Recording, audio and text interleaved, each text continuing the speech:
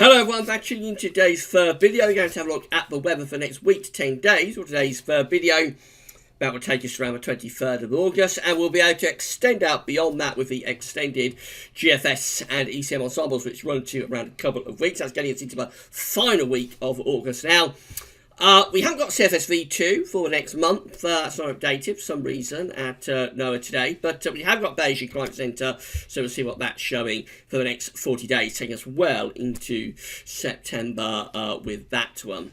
We'll begin, though, by having a look at what's happening in the tropics, which, in terms of tropical Atlantic, is actually not very much. I'll explain what's going on there in a moment. But just to say that it's been a busy day at Gazovitz today, so the first video up was having a look at the weather for the Ashes and also the festival that's coming up at the weekend down at Devon.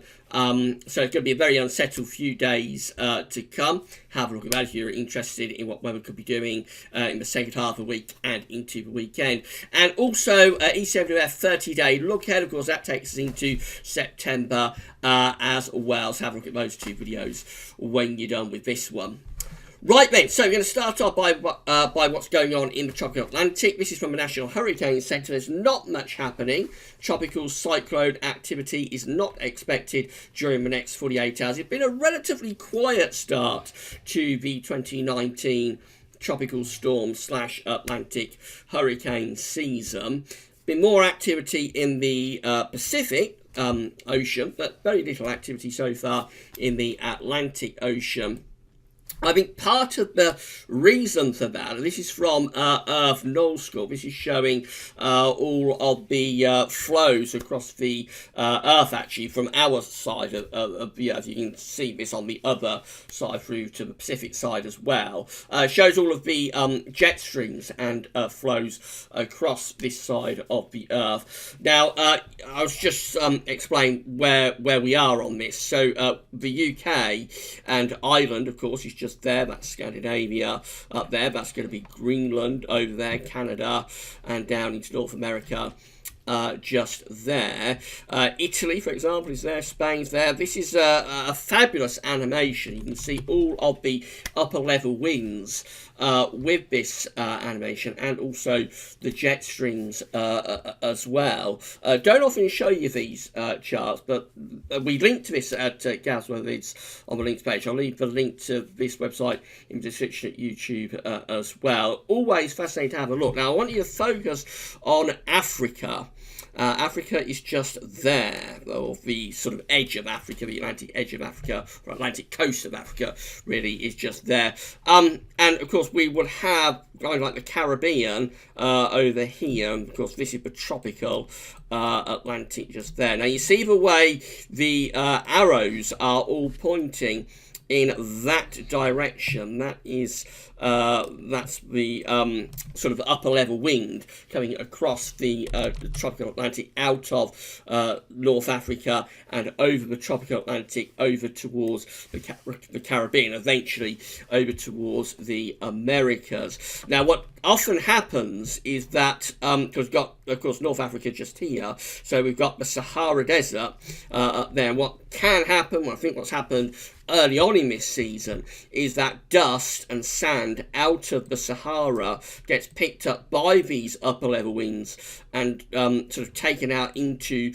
the tropical Atlantic. When that happens, that has a dampening effect on tropical storms developing. So tropical storms form from disturbance areas in the tropical Atlantic, usually over towards the African side. So around here, you will tend to get tropical disturbances, kind of like thunderstorms. Literally, they don't start off as anything too dramatic, just areas and clusters of thunderstorms that, as they get picked up by these surface winds, or by the upper level winds, I should say, indicated by these black arrows, get moved out into the tropical Atlantic. And as they move out over the tropical Atlantic, they pick up energy, very warm sea, of course. So the warm sea will provide energy along with those upper level winds to develop those thunderstorms into areas of low pressures, and then the areas of low pressures then intensify, become more intense, intense and bigger and stronger. Eventually they develop into tropical storms, and from tropical storms they can evolve into hurricanes. But it all starts off as areas and clusters of thunderstorms, or very often it starts off as areas or clusters of thunderstorms around here. Off this Atlantic coast of Africa. Now, when Saharan dust and sand gets caught up in the upper level winds and moved out into the tropical Atlantic, that will have a dampening effect on those thunderstorms developing and being able to then develop into areas of low pressure, and then from there tropical depressions, and then from there tropical storms, and eventually into hurricanes. I think that's what's been going on through the early part of this season. We've been getting sand and dust coming out of North Africa, and that has had a dampening effect. However, this season is by no means done and dusted. We're only at the start of it. This is the 2019 Atlantic Hurricane Season page from Wikipedia. We will be looking at this every week when we start winter updates, because tropical storms and hurricanes are one of the things we keep an eye on through the winter updates, and it'll be explained why when we get into winter updates. I won't go into that now, but if anybody watches the winter updates year on year, you'll know the reason that we look at tropical storms and hurricanes in the Atlantic for winter updates. But anyway, you'll be seeing more of this in the weeks ahead. But I want us to come down to the pre-season and mid-season outlooks section of this page. So what we want to look at is just here. On the 23rd of May, NOAA released their first prediction, calling for a near-normal hurricane season, tropical storm season, with 9 to 15 named storms, 4 to 8 hurricanes, and 2 to 4 major hurricanes. So that was the prediction in May, at the end of May or late in May, for a near-normal hurricane season. Now, they have updated that in the last few days. So it's saying, in terms of the mid-season outlook, on the 8th of August, NOAA released their second prediction, with increasing the chances for 10 to 17 named storms, 5 to 9 hurricanes, and 2 to 4 major hurricanes. So pre-season, they was expecting, they was forecasting 9 to 15 named storms. That has now been increased to 10 to 17 named storms. They was predicting 4 to 8 hurricanes. That's been increased now to 5 to 9 hurricanes. And the major hurricanes still at 2 to 4, major being category 3 or above. So they're predicting 2 to 4 category 3 or above hurricanes. So we haven't had much in the way of storm activity at the moment, yet NOAA have increased their prediction for the number of storms for this season. Not dramatically so, but they've certainly notched it up a little bit. And I can only think that they're expecting quite a large ramp up to develop later in the season. So a very quiet start to this season, but that doesn't mean that things won't really ramp up as we go later on into the season. It's possible, as we get into September, we will see quite a dramatic increase in activity through the tropical Atlantic. I think to get to like 10 to 17 named storms and 5 to 9 hurricanes, considering at the moment, let's go back to the what we've had so far. So we've only had 3 depressions at the moment. We've only had 2 storms. We've only had 1 named hurricane. We had no major hurricanes. So I think to get to that prediction,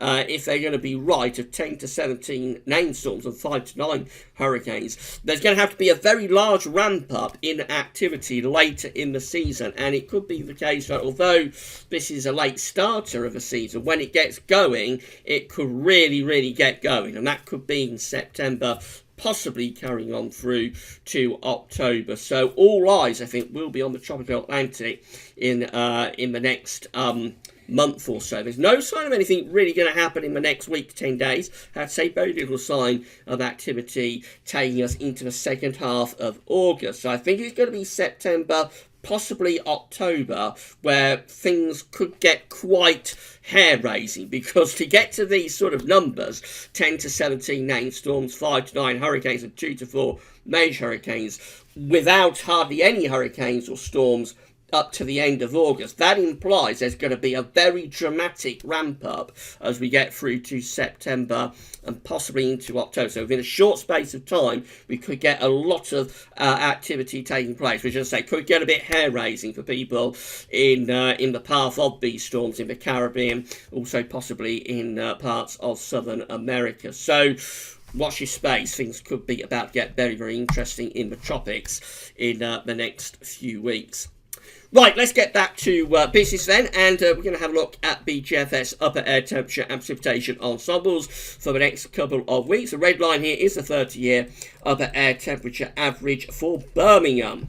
So at the moment, we're a little bit cooler than average. We'll be up and down with the temperature, upper air temperature and surface temperatures through the rest of this week as areas of low pressure rattling from off the Atlantic. We'll be seeing the temperature lifting up with warm sectors and then falling back with cooler sectors over the weekend and into next week. Temperatures go definitively cooler than average for a few days before, again, possibly through the final week of August, that's this period just here, we start to see signs of a warming trend. Now, you'll notice this thick green line just here really taking off. That is actually the latest GFS operation run, which I'm going to show you in a moment. So that becomes quite hot, that GFS operation run, through the final week of August. The only thing to say about that is that there's not all that much support of anything quite that dramatic going on. There is this line just here, this blue line just there. That's another hot outlier. That's the hottest ensemble member of all. We have got a warming trend. We can clearly see that the way the white line, which is the ensemble mean, starts off around there and then goes to around there. So obviously the trend within the GFS ensembles is to warm things up through the final week of August, but how much it warms up, there's quite a bit of uncertainty about that, and don't totally discount these cooler outlier members down here. However, I think we're getting pretty decent support now for the idea of a warming trend through the final week of August. It'll be a question of how warm does it get. Precipitation wise, lots of rainfall spikes over the next week, probably lasting in towards the middle of next week. There may be a drying trend through the final week of August. Again, it's not totally definitive. You can see there are several ensemble members. They appear to be like the brown and gold coloured and yellow coloured ensemble members for some reason. That so they're sort of those ones there from around ensemble member 14 to ensemble member 20, but look like they're the most unsettled ensemble members. But anyway, that's by the by. It's not totally definitive, but it's drying out and warming up through that last week of August. But the trend is there for that to happen.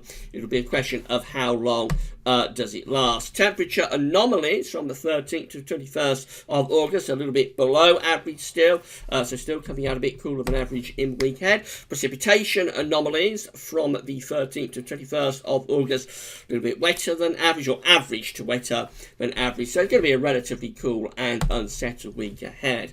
That's how the GFS is looking for Friday. New area of low pressure rattling in from off the Atlantic on Friday, going to give us a very unsettled end to the week, wet and windy conditions taking us through into weekend, and really quite cool too. The air's coming down from the North Atlantic around this area of low pressure, so certainly not going to be a heat wave. Temperatures are going to be pretty cool. Early next week we stay cool and showery through the first part of the week, but then gradually through the course of next week, the trend is to begin to get this high pressure ridging up from the southwest. Nothing over dramatic to start off with. It's up to day 10, which is Friday the 23rd of August. So we're just building this ridge up from the southwest. It won't be all that warm initially, but probably the trend next week is towards things beginning to dry out. But as we go through to the final week of August, then we start to see this area of high pressure strengthening, and we begin to pull up some much warmer air from the south as well. Now, we saw on the GFS ensemble graph that the operational run today isn't all that well supported. You can see the way this green line, which is the operational run, sort of breaks away from the pack.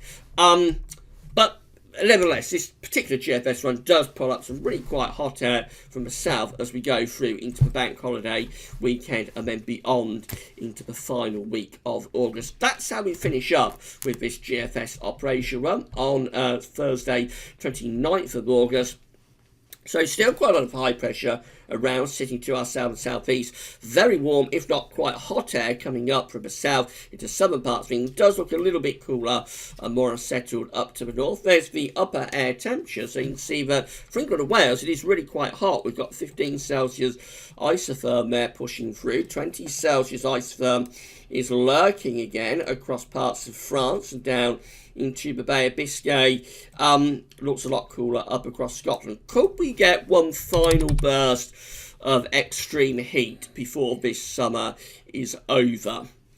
Well, we'll just leave that hang because there's no sort of evidence that we will, but the 20 Celsius isotherm, as I say, is there by the end of this GFS. It's a long way out. It's the 29th of August, but there's a 20 Celsius isotherm. It's just lurking around France again, northern France, Bay of Biscay type areas. So will we get one final push of extreme heat? Have to wait and see. GEM looks like that. So again, we're breaking low pressure in from off the Atlantic at the end of the week, turning wet and windy, feeling autumnal as well over the weekend. Showers or longer spells of rain. Into next week stays unsettled, low pressure in control throughout the week, really, with the GEM. Even right at the very end, much less of a push for the Azores high. As far as we get to is day 10 of the GEM, which is Friday, 23rd of August. So much less of a push from the Azores high. Still appreciable levels of northern blocking as well. Still high pressure sitting within the northern latitudes. And this ridge, it is trying to build up from the southwest, it's trying to build up from the Azores, but much weaker ridge, and low pressure is still sort of coming in from off the Atlantic. So the GEM at today 10 keeps us more or less quite unsettled. ECMWF looks like that. Again, it's wet and windy from Friday through to Saturday. Low pressure is in control, bringing showers, if not longer spells of rain, and cool winds as well. Those cool, showery winds last into the early part of next week. And then again, similar to GFS in terms of a trend anyway, the trend is towards this ridge of high pressure building up from the southwest. So by day 10, Friday the 23rd of August, things are starting to settle down. The upper air temperatures look quite cool up to day 10, so certainly no heat wave up to day 10. Will that high pressure then start to move in that sort of direction and allow hotter air to push up from the south during the final week of the month? We shall have to wait and see on that. But certainly the trend with the ECM is in the same sort of direction to the GFS, even if there's no evidence that it's going as far in terms of pulling up hot air from the south in the last week of the month. These are the options that are on the table within the ECM ensembles today from the Icelandic Met Office at day 10, 23rd of August. We have 16 members of the ECM ensembles with below average heights over to the east of the country, above average heights in the middle of the Atlantic, doing something like that with the flow and with the jet stream there. So that's cool and unsettled at day 10. 16 members of the ECM ensembles, including the control and the operation run. The operation run is the run we were just looking at, has this area of above average heights to our southwest, so building up the ridge from the Azores high. Jet stream is going in that sort of direction, so that's settling things down. No heat wave up to day 10, but settling things down and feeling pleasant in the sunshine. There's 10 members of the ECM ensembles that have the high pressure a little bit more centrally located over top of the UK, so that would be a dry option, and it would be a bit warmer as well.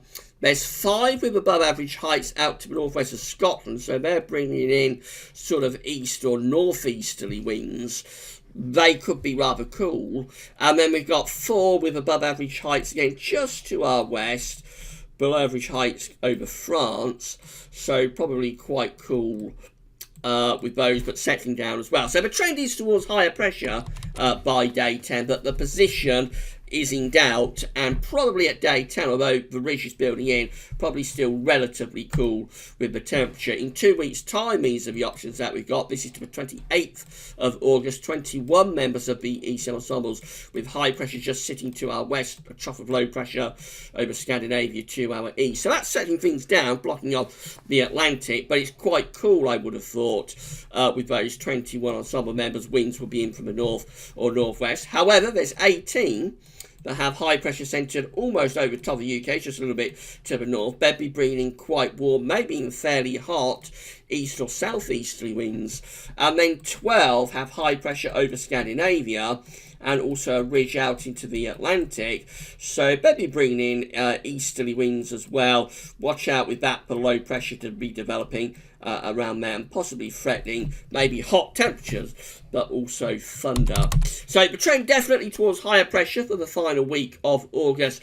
To be determined where that high pressure is sitting, how warm will it get. Finally, let's have a look at Beijing Climate Centre. No CFS-V2 update today for the next month, but we have got the Beijing Climate Centre. These are 500 millibar heights, break it down into 10-day periods. The first 10-day period will take us from the 16th to the 25th of August. The coming 10 days, unsettled, below average heights over country really, so bring jet stream through, looks rather unsettled in the next 10 days as the anomaly. However, all change in the next 10-day period. This is the 26th of August to the 4th of September. Above average heights, high pressure then building very close to the UK, so that would obviously be settling things down a lot and turning us drier and warmer there for the end of August into the start of September. High pressure continues into the next 10-day period, so this is the 5th to the 14th of September. Above average heights centred over top of the country. So the first half of September is dry, warm and settled if the Beijing Climate Centre is correct, with high pressure well and truly in control. Things look to be breaking down in the final 10-day period, but bear in mind this is a long way out. This is days 31 to 40, and by then it's the 15th to the 24th of September, and by then the above average heights beginning to move into the middle of the Atlantic, below average heights developing to the north. Looks like the jet stream will start to come back, probably not very quickly, but very gradually. You will see an erosion of the ridge, and you will start to bring cooler and more unsettled weather in from the North Atlantic. So maybe a September of two halves, quite warm and dry in the first half, a little bit cooler and more unsettled in the second half. But of course, that's a really long way out, days 31 to 40. Right, that's it for now. And of course, the thing about September, again, if we do start to see things kicking off in the tropical Atlantic, that will add huge levels of uncertainty into any model output, be it long range or short range. So where those storms go and how they impact with the jet stream, that always adds an extra layer of uncertainty, particularly in September, which is why September, so I say, one of the hardest months to forecast for. Right, that's it for your videos for today. Going to be a blog update tonight where we'll be talking about the ECMWF seasonal model update. That updated a couple of days ago, so I'll do a written update on GaussWeathers.com on the blog this evening. Tomorrow we've got the 5-day forecast, have another week 10-day video update as well. Tomorrow I think we've got another bank holiday weekend update scheduled for tomorrow too. So it's going to be another busy day at Gauss Weathers tomorrow. Keep checking back to all of the updates. But that's all for now, and thanks for watching.